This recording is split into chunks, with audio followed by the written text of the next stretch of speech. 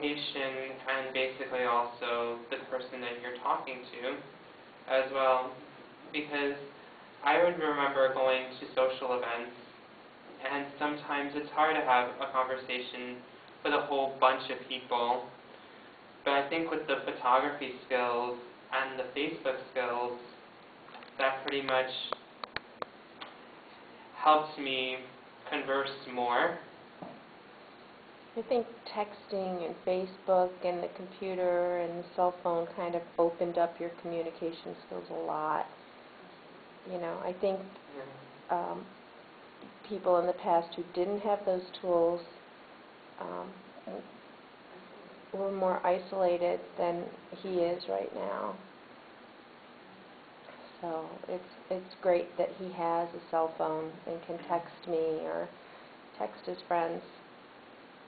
So. And he's really good at it. Yeah. Do you have any other friends that are autistic?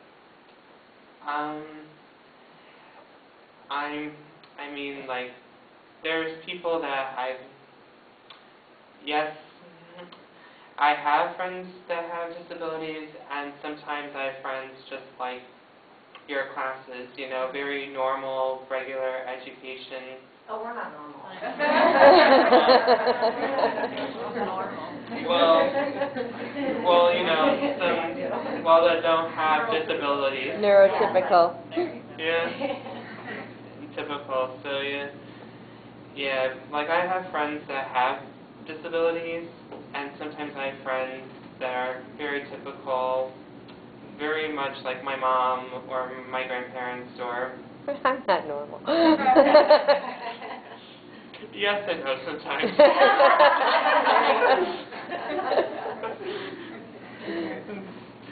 Any more questions? You're amazing. Thank you. You've accomplished more in your life than some people without. Yeah. Really amazing. Thank you. It's great that you have such a positive personality and then positive support with your mom. I think that's wonderful, and that you can present that to other people and make us more aware of, you know, autism and the ways it has impacted your life. Great. Yeah, that's why I'm studying professional communication. Yeah. Oh. Great. The more you do this, you seem to get even more vessel with it. It's easier every time you do it. Yeah. I think if you've done it, like if it was your first time, of course it can be a little intimidating and nerve-wracking, but I think once, you know, I started lecturing at Javonio and OCC so many times, it pretty much broadened my confidence up for some reason, and the belief in myself that I needed. Talking about what you know, though. When you talk about what you know, much more comfortable. You know, at first when you start, everybody has that. Well, I do every once a month a teaching options. Teaching, you know, the room's full of people that are sick that need to come up with a decision whether they're going to treat their illness or not. And at first when I get up there, I'm winded and I'm like, then you start talking about what you know, and you just get into your little role and your comfort zone, and it kind of just flows. Yeah. Yeah, he does a good job. You do a good job. Thank you. Does anybody here know anybody on the spectrum? Do you know anybody? You do? Uh-huh. Your niece? And how old are they? He's 23 now. Okay, so almost the same age as Nick. Yeah, he was going to OCC too. Chet. Chet. You know Chet? It depends on what his major is. I couldn't tell you his major. Is he still there? I believe so. He left and I think he went back. He was having a lot of problems. He acted out a lot. He was very violent towards his mother at one point. But I think that they finally, because there was divorce and that was very difficult for him. But he's finally doing better. I believe he went back last year. Yeah, that's similar to my life. My parents are divorced, and that's that. So that was hard for him, the divorce? Yeah, and he was diagnosed with Asperger's back when it wasn't just considered part of the spectrum. And I know he had a very difficult time in high school. But now he's driving. He was holding a job at Wegmans. See? We got to get him driving. He has his permit, but He yeah. didn't start driving until he was 21, I think. Okay.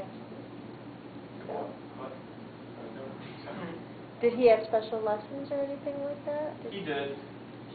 Like I said, he had to switch teachers a lot and instructors a lot because I know every so often he'd stumble on one that was really good with him, and then they would be taken away from him and they'd bring in a new instructor and he wouldn't get along with that. Oh, a driving instructor, you mean? Oh, no, I'm just in Oh, school. it's Yeah, and this was in high school when he would get violent with the instructors. He got through it. It was a struggle for his mom and dad. I mean, at OCC, what's nice is there's so much support for the students. It's just a matter of, you know, there's support for all students. Yeah. It's just a matter of the students taking advantage of it, you know? I And that mean, was actually why he dropped out the first time. His mom kept on trying to help him, give him the support, get him into groups that would help him out, and he would have nothing to do with it. But when he went back the second time, that's when they finally talked to him. They decided, Chad, you got to go in. You got to take what you can get. I mean, he's a pro. I don't do anything. He goes, he gets, I mean, tell him what you do when you start the semester. In terms of... Well, you have like a sheet that you give every teacher. Yeah, like, yeah, I know what you're talking about, I just didn't know. Basically at OCC, I'm a student of the Disability Services Office, which was also one of my internships that I interned one of the summers. And basically what it is that first, the student with a disability has to meet with a disability specialist and basically find out what their accommodations are. And accommodations can be anything from a calculator to note taker to alternative testing location, like when it comes to tests. Instead of taking the test with the classroom, you go to like an alternative testing place, and in the case at OCC, it's the testing center. And basically, you can either, they do them online, or you can do it at the office. They'll give, depending on the amount of classes that you take, they'll give you accommodation sheets. One of them is a filed copy of basically you have to give the instructor the sheet, and he or she signs it.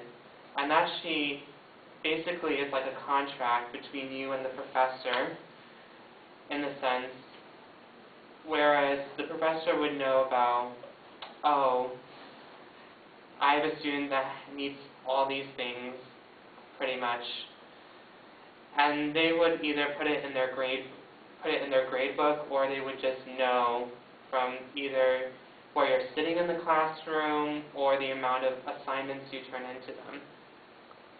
Yeah. So he identifies himself the first day of class to the teacher as a child, as a student with special needs, and that he takes his tests off-site, and he gets, whatever accommodations he needs. But they also have free tutoring for all students over there. So he signs up at the beginning of the semester, sets up his schedule of tutoring for every week for the whole semester. And, but all students are also, they have that opportunity. It's just a matter of if you want to do it or not. Sometimes ego gets involved, and then they don't take advantage of that. All three of my boys never took advantage of their tutoring. Really? Yeah, they could have. They didn't. Right, and Three that's... boys? Yeah, I thought I never you- met Corey. I thought you had two at first and a daughter. Yep, and then Corey's older. I never met Courgi. I never even heard you had another one. What the hell? I know. We keep him in the way. Where's he, in the closet? What the